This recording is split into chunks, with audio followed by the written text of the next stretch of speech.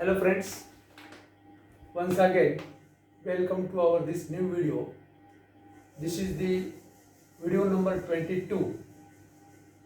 So this video contains the last article from this topic solutions, but very important one, that is the relationship between Vant Hoff factor and degree of dissociation. So in the previous video, we have studied in details regarding to both this Vant Hoff factor and degree of dissociation.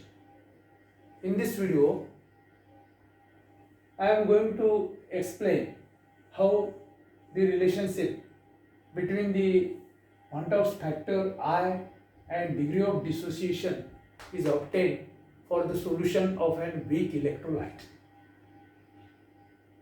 We know the degree of dissociation, that is alpha, is the fraction of number of moles of an weak electrolyte that ionized or dissociated in the solution at the equilibrium stage. And the Vant Hoff factor is obtained by the relation of the Vant Hoff factor is obtained by comparing the solutions of electrolyte and the solutions of non-electrolyte of the same concentration. Now see how this derivation or expression is obtained.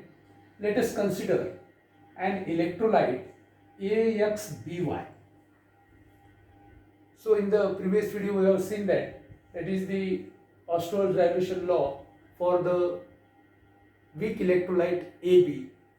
So now this derivation, that is the relation between Vant Hoff factor I and degree of dissociation alpha, is obtained by considering, let us consider what, an electrolyte AXBY. Instead of AB, AXBY that dissociates in aqueous solution.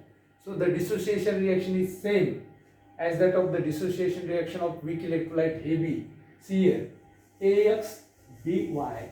So this electrolyte, when dissociates, gives X number of A Y plus cations and Y number of B X minus anions.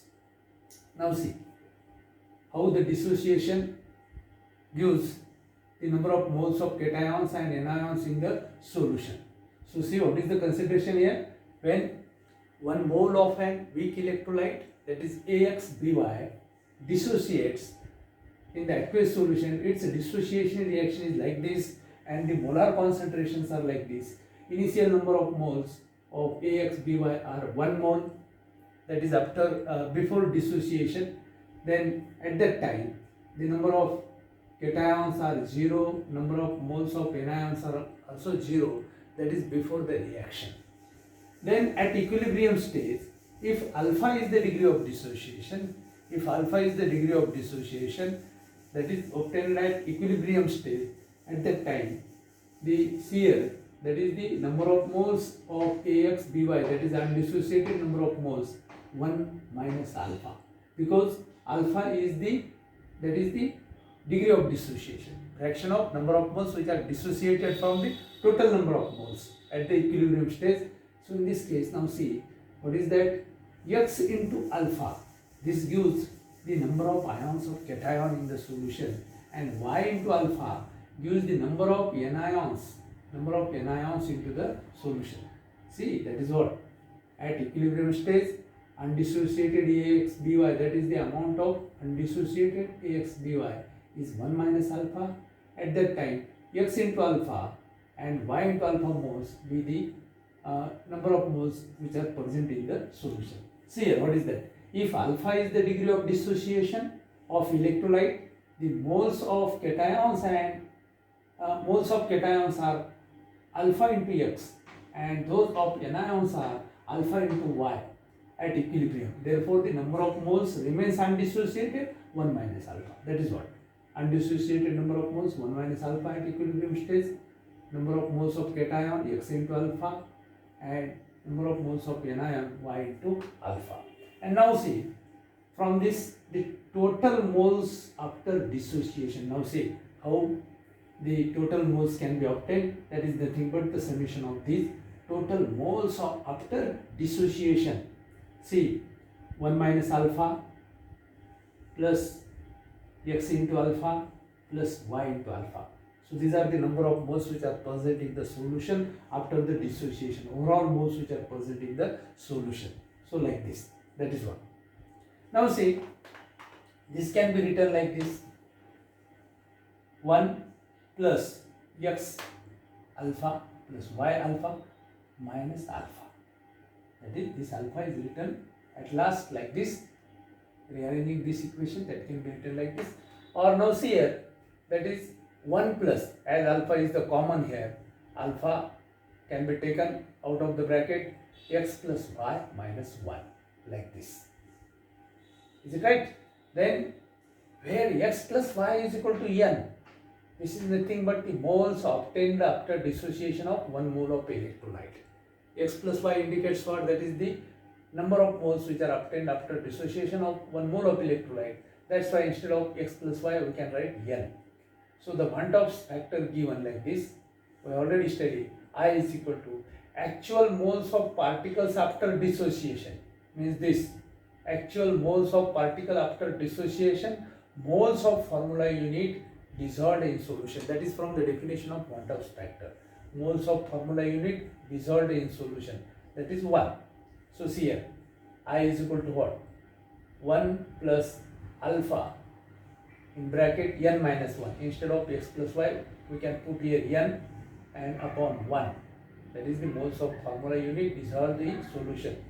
Initial, before experiment, that is what.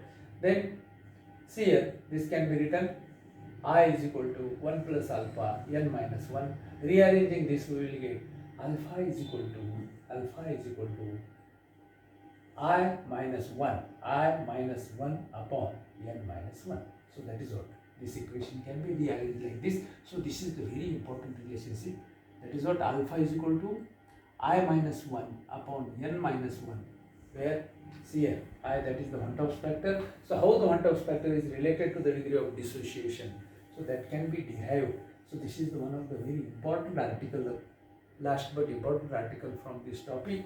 So there are the numerical, many more numerical, which is based on the various formulas. So after this, we will do the exercise of the some numerical in the incoming videos. At the home, try to solve all numerical and prepare overall topic for the unit test.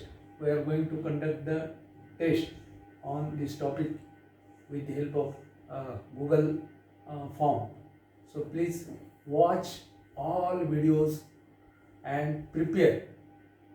On 24th of this month, we are going to conduct the test of 50 marks. So watch all remaining video and prepare for the test. And one more important aspect, so you have to write the tutorial. So please complete the tutorial, that is solve the all questions which are given in the exercise after the topic, after this topic in the textbook. So that's all. So thank you. Stop here.